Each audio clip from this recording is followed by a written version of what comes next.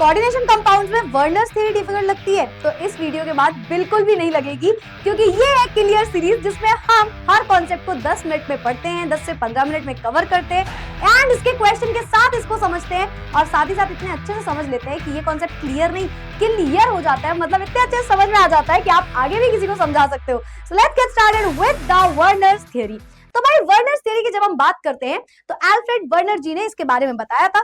ये वो साइंटिस्ट थे जिन्होंने हमें कोऑर्डिनेशन कंपाउंड्स के बारे में बताया था, ठीक है।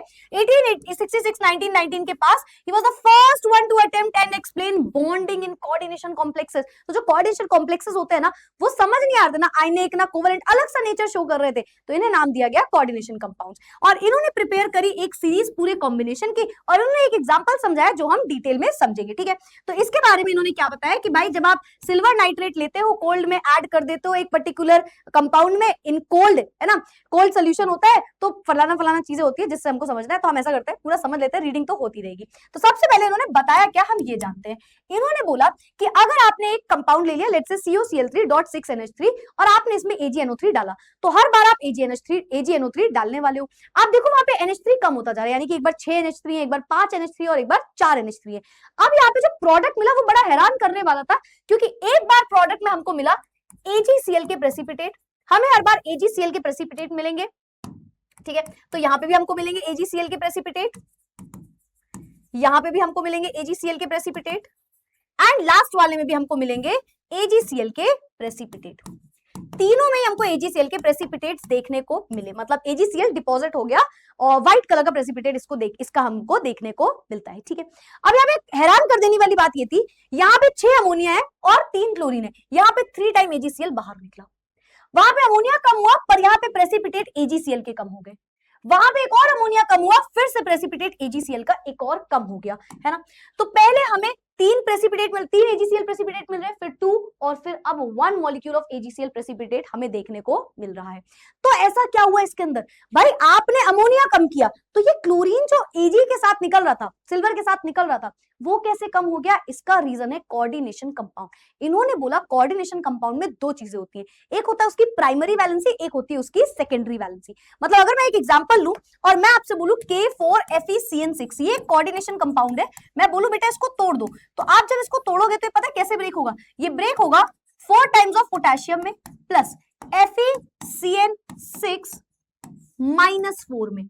अब आप सोचो क्या पूरे पीरियोडिक टेबल में कहीं पे ये आप एलिमेंट देखते हो FeCN? नहीं, Fe अलग होता है, Cn कार्बन नाइट्रोजन से मिलकर बना है वो अलग होता है, पर जब इसको तोड़ा तो ये टूट ही नहीं रहा, ये टूट ही नहीं रहा, इसको हमने बोल दिया नॉन आयोनाइजेबल है, मतलब ये ब्रेक नहीं हो रहा है और ये ब्रेक हो रहा है, ये दोनों आपस में ब्रेक हो रहे हैं, तो हमने बोला ये आयोनाइजेबल है। तो पूरा कोऑर्डिनेशन कंपाउंड 2 चीजों में होता है, एक उसमें आयोनाइजेबल चीज होती है और एक नॉन आयोनाइजेबल, मतलब एक को हम तोड़ सकते हैं एक्वस सॉल्यूशन में और दूसरे को हम नहीं तोड़ सकते। और इन्होंने इसका रीजन ये दिया कि हम इसको इसलिए नहीं तोड़ सकते क्योंकि इस बार जो लिगेंड, इसको आप लिगेंड जो बोलते हो, ये जो लिगेंड है ये पूरी तरीके से अटैच्ड है सेंट्रल मेटल एटम से, डायरेक्टली लिंक्ड है, ये पूरी तरीके से सिर्फ सेंट्रल मेटल एटम से लगा है, इसलिए ये नहीं टूटता। FeCN6 को we can not break down, तो इसे हमने बोला कोऑर्डिनेशन कंपाउंड। और वही सेम चीज यहाँ पे लगी, यहाँ पे हुआ क्या, दरअसल CO जो कोबाल्ट है उसकी 6 वैलेंसी, वो 6 लिगेंड के साथ लगना चाहता है, ठीक है। तो वो कैसे लगेगा, देखो पहले प्रोडक्ट बनेगा हमारे पास CONH3, सारे के सारे 6 के 6 अमोनिया जो है वो जाके कोबाल्ट की वैलेंसी को सेटिस्फाई कर देंगे, ठीक है। और चार्ज लगा देना CONH3 होल 6 ये बन गया। और Cl जो है वो सेकेंडरी वैलेंसी होगा या प्राइमरी वैलेंसी होगा, Cl टूट गया होगा तो यहाँ पे 3 टाइम्स Cl3 के फॉर्म में होगा, ये कुछ इस तरीके से लगा होगा, ठीक है। यहाँ पे देखो कोबाल्ट को 6 लिगेंड के साथ लगना है तो क्या होगा, 5 अमोनिया है केवल और 6 के साथ लगना है, तो उसने एक क्लोरीन को यूज किया होगा COCl और यहाँ पे आ गए होंगे 5 NH3 और बाहर बचे होंगे 3 में से 2 क्लोरीन। यहाँ पे देखो थर्ड वाले में क्या होगा, 6 अमोनिया में से 4 ही अमोनिया इस बार, तो 4 अमोनिया आ गए, यस मैम। और क्या है Cl, तो पहले Cl भी लिख सकते हैं ना, तो 2 Cl अंदर आ गए, 4 अमोनिया रह गए, NH3 4 हो गया और एक क्लोरीन बाहर रह गया। तो अगर हम इसको ध्यान से देखें तो इसको अगर मैं ब्रेक करूंगी तो इसमें 3 क्लोरीन है जो कि Ag के साथ लग सकते हैं, इसलिए 3 टाइम्स AgCl बना। मतलब अगर इसको तोड़ा होगा तो ये कैसे निकला होगा, Cl पे आया होगा -1, इसको मैं लिख देती हूँ यहाँ पे, ये कुछ इस तरीके से टूट रहा है, देखो CO Cl3 डॉट 6NH3 वाला एग्जांपल लेते हैं। तो CONH3 होल 6 और यहाँ पे क्लोरीन लगा है 3 बार Cl3। इसको जब तोड़ा होगा तो ये पता है कैसे टूटा होगा? CONH3 whole 6। देखो ये तो नहीं टूटेगा, जो डायरेक्टली लिंक है सेंट्रल मेटल एटम से वो नहीं टूटता। और दूसरा टूट गया होगा Cl। कितनी बार Cl है? 3 बार है, एक पे -1 होता है, इस पूरे पे प्लस का 3 चार्ज आ गया होगा। सिमिलरली आप दूसरा लो जिसमें NH5 था, NH3 5 टाइम्स था और एक Cl अंदर था, ठीक है? तो उसमें 2 क्लोरीन बाहर थे, एक क्लोरीन पे -1 होता है और 2 क्लोरीन है, तो इस पे ओवरऑल इस बार प्लस का उसमें 2 चार्ज आ जाता है। मतलब अगर मैं फिर से बताती हूँ आपको, मान लो इसको ब्रेक करो तो ये कैसे टूटेगा? ये पूरा कंपाउंड निकलेगा और Cl2 निकलेगा। तो Cl पे -1 का चार्ज होता है, 2 टाइम्स Cl पे -1, तो इस पूरे पे प्लस का 2 चार्ज आएगा। मैं लिख देती हूँ, इस पे आएगा प्लस का 2 चार्ज, इस पे आएगा प्लस का 1 चार्ज, है ना? इस तरीके से ये इसका पूरा का पूरा रीजन हुआ, क्योंकि यहाँ पे सिर्फ एक क्लोरीन बाहर निकला और ये अंदर, यहाँ पे 3 है और यहाँ पे 1, ठीक है? और वहां पे 3 क्लोरीन है तो उस हिसाब से 3 हो जाएगा माइनस का, ठीक है? तो आपको इतना कंफ्यूज नहीं होना, सिंपल सी बात है कि अगर मैं इसको देखूं तो कोबाल्ट को 6 वैलेंसी चाहिए, 6 लिगेंड चाहिए थे। तो 6 लिगेंड कैसे होंगे? या तो 6 के 6 अमोनिया आ जाए, और अगर अमोनिया 6 है ही नहीं 5 है तो मतलब उसने क्लोरीन को अंदर यूज कर लिया, इसलिए केवल 2 आयोनाइजेबल क्लोरीन बचे। अगर अमोनिया केवल 4 है तो उसने 2 क्लोरीन यूज कर लिए होंगे, एक बाहर छोड़ा होगा, तो ये इसलिए यहाँ पे आंसर इस तरीके से आ रहा है। तो यही पूरा वर्नर्स थ्योरी हमको समझा रहे थे। वो कह रहे थे कि जैसे आप ऐड करोगे सिल्वर नाइट्रेट सोल्यूशन को तो यहाँ पे क्या होगा, अलग अलग आपको कंपाउंड देखने को मिलेगा, ठीक है? जैसे कि इन्होंने बोला कि एक बार देखो ये वाला ग्रुप लिया तो 3 प्रेसिपिटेट निकले, 3 मोल प्रेसिपिटेट निकले, सॉरी, है ना? यहाँ पे 2 मोल निकले, 1 मोल निकला। इसी तरीके से इनका कलर भी अलग अलग देखने को मिला, येलो कलर, पर्पल कलर। फिर जब 4 अमोनिया सॉरी अंदर है तो हमने बोला ग्रीन कलर। तो अलग अलग कलर भी हमको देखने को मिल रहा है और प्रेसिपिटेट भी चेंज होते जा रहे हैं। अब इन्होंने क्या बोला? इन्होंने बोला पोस्टुलेट समझो, मतलब क्या क्या पॉइंट्स है आप उसको समझिए। तो पॉइंट्स यहाँ पे कुछ इस तरीके से है कि मेटल जो होता है, मेटल लिंक होता है और उसके पास 2 वैलेंसी होती है, एक होती है प्राइमरी वैलेंसी, एक होती है सेकेंडरी वैलेंसी। देखो प्राइमरी वैलेंसी जो मैंने आपको बताया, जो चीज टूट जाए, जो भी चीज टूट जाए इसको आप बोलते हो प्राइमरी वैलेंसी। ये हो जाती है प्राइमरी वैलेंसी, प्राइमरी वैलेंसी। और जो नहीं टूटे वो हो जाती है सेकेंडरी वैलेंसी।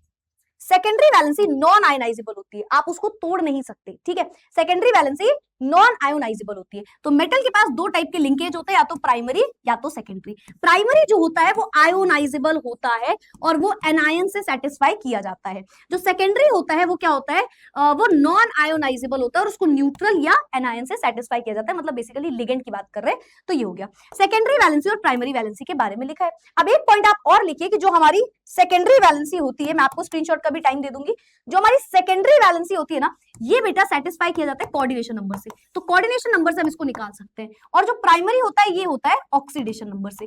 तो ऑक्सीडेशन पता कर लिया नंबर तो आप प्राइमरी वैलेंसी पे पहुंचोगे, और कोऑर्डिनेशन तो आप बोलोगे सेकेंडरी वैलेंसी हो गया, ठीक है?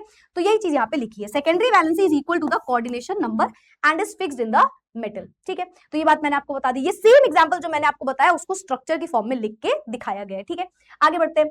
Metal possesses 2 types of valency, हमने बता दिया प्राइमरी सेकेंडरी, ठीक है? ये हमने बात कर ली। Yes ma'am, primary valency oxidation number से पता चलेगी, सेकेंडरी वैलेंसी कोऑर्डिनेशन नंबर से पता चलेगी, ठीक है मैम? अब आते हैं क्वेश्चन आंसर्स पे। Question number 1, why is secondary valency why secondary valency non ionisable? सोचो सेकेंडरी वैलेंसी क्यों आयनाइजेबल नहीं होती है मैम? इसका रीजन ये होता है कि जो सेकेंडरी वैलेंसी है उसमें जो लिगेंड है वो डायरेक्टली लगा हुआ है सेंट्रल मेटल एटम से, तो उसको नहीं तोड़ सकते। So because ligand satisfying secondary valency are directly linked to the central metal inside the coordination sphere, therefore do not dissolve in the aqueous solution। तो क्योंकि वो उसके अंदर होता है तो aqueous solution में नहीं टूटता, क्योंकि वो satisfy होता है with the metal का bond जो बना है, ठीक है? How many ions are produced by the following ion dissolution on water? मैं आपको बता दूं ये CUET में भी क्वेश्चन पूछा जा चुका है, तो अगर कोई CUET की प्रिपरेशन कर रहा है तो ऐसे ही क्वेश्चन वहां पे इससे आते हैं, ठीक है? तो वो बोल रहे हैं बताइए कितने आयंस हैं, इनफैक्ट बोर्ड्स का भी एक प्यारा क्वेश्चन है ये। तो कितने आयंस में टूटेगा? सोचो इस तरीके से मैम टूटेगा। तो यहाँ पे CONH3 होल 6 बनेगा, कितना? और प्लस 3 टाइम्स Cl माइनस, तो 3 माइनस है यहाँ पे प्लस का 3 हो जाएगा। नहीं वहां पे समझ में आया तो क्वेश्चन से समझ लो, ठीक है?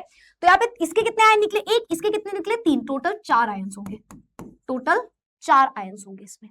दूसरा क्वेश्चन देखो, इसको ब्रेक किया होगा Cl2, ठीक है? तो CONH3 5, एक Cl अंदर है और 2 Cl बाहर है, 2 माइनस है तो इस पे पूरे पे प्लस का 2 लगा होगा। यहाँ पे पूरा 1 प्लस 2, 3 आयंस प्रेजेंट है, 3 आयंस प्रेजेंट है। थर्ड वाला क्वेश्चन कमेंट में बताना, ठीक है? लास्ट क्वेश्चन देखते हैं। Write the formulas corresponding to the following compounds according to the Werner's theory. इसका हमें फॉर्मुला लिखना है। सोचो फॉर्मुला कैसे लिखेंगे, फॉर्मुला कैसे लिखेंगे इसका, बहुत आसान है फॉर्मुला लिखना, फॉर्मुला लिखना आसान है। COCl3.6NH3 कैसे लिखोगे, तो CO को 6 लिगेंड चाहिए, ठीक है, तो कैसे होंगे, 6 के 6 अमोनिया अंदर चले जाएंगे, CONH3 होल 6, तो तीनों क्लोरीन बाहर आ गए काउंटर आयन की तरह, तो Cl3। सेकंड क्या होगा, सेकंड का आंसर क्या होगा, CO, अब NH3 कितने 5 है, तो एक Cl को अंदर रहना पड़ेगा और पांचों के पांचों अमोनिया हम यूज कर लेंगे, Cl2। थर्ड वाला आपको कमेंट करना है, तो आपको 2 क्वेश्चंस कमेंट करने हैं। एंड ये है हमारी क्लियर सीरीज का वीडियो जिसमें हमने पढ़ा पूरा वर्नर्स थ्योरी। नेक्स्ट वीडियो किस पे चाहिए ये कमेंट में जरूर बता देना। वैसे तो आपको हर चैप्टर के हर टॉपिक को शॉर्ट तरीके से समझा के विद क्वेश्चन मैं आपको पूरी चीजें क्लियर जरूर कर दूंगी। तो कमेंट में यार ये लिखे बिना बिल्कुल भी मत जाना अगर आपको सब कुछ समझ में आ गया हो। And that's it for today, ये था हमारा आज का वीडियो। मिलते हैं अगले वीडियो में, खत्म, टाटा बाय बाय, फिर मिलेंगे अगली क्लास में अगले वीडियो में विद द न्यू टॉपिक। और कमेंट में बता जरूर देना कि कौन सा टॉपिक आपको अभी नेक्स्ट वाला चाहिए। Thank you so much for watching, bye bye, take care, keep studying, keep learning, bye everyone.